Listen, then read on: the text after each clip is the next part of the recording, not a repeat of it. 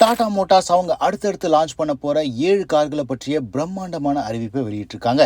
இந்த அறிவிப்பை எங்க வெளியிட்டிருக்காங்க, என்னென்ன கார்கள் டாடா மோட்டார்ஸ் தரப்புல இருந்து அடுத்தடுத்து லான்ச் ஆகவிருக்கு அப்படிங்கிற கம்ப்ளீட்டான டீடைல்ஸை இந்த வீடியோல பார்க்கலாம். டாடா மோட்டார்ஸை பொறுத்த வரைக்கும் கடந்த 5 ஆண்டு காலம் அவங்களுக்கு ரொம்பவே சக்சஸ்ஃபுல்லான இயர்ஸ் அப்படின்னு சொல்லலாம். டாடா நெக்ஸானோட சக்சஸ் தொடங்கி இன்னைக்கு எலக்ட்ரிக் கார் மார்க்கெட்ல டாமினன்ட் பிளேயரா இருக்கிற வரைக்கும் எக்கச்சக்கமான சக்சஸ்ஃபுல் ப்ராடக்ட்டை கொடுத்திருக்காங்க. கரண்டா டாட்டாவோட போர்ட்ஃபோலியோல 8 நேம் பிளேட்ஸ் அவைலபிளா இருக்கு.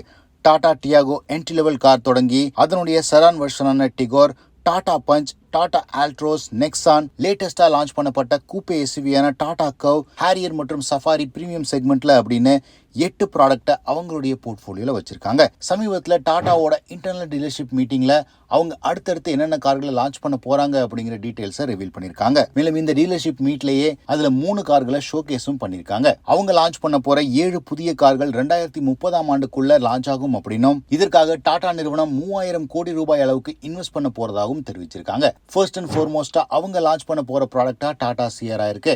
இந்தியாவை பொறுத்த வரைக்கும் டாடா சியராவுக்கு அப்படின்னு தனி ஃபேன் ஃபாலோயிங் இருக்கு. இந்த காரோடைய யூனிக் லுக் மற்றும் ஐகானிக்கான நேம் பிளேட் பலருடைய எதிர்பார்ப்பையும் ஆர்வத்தையும் அதிகமாக்கியிருக்கு. ஏற்கனவே 2025 ஆட்டோ எக்ஸ்போல டாடா சியராவோட நியர் ப்ரொடக்ஷன் வெர்ஷனை ஷோகேஸ் பண்ணியிருந்தாங்க. இப்போ இந்த டீலர் மீட்ல ஓரளவுக்கு கேமஃபுலேஜ் பண்ணப்பட்டு இந்த காரை ஷோகேஸ் பண்ணியிருந்தாங்க.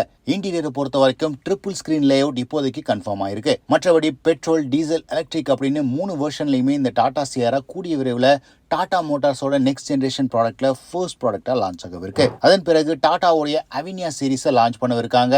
அவினியா அப்படிங்கிறது டாடாவோட என்டையர் லைனப்பை விட பிரீமியம் செக்மெண்ட்ல லான்ச் ஆகவிருக்கு.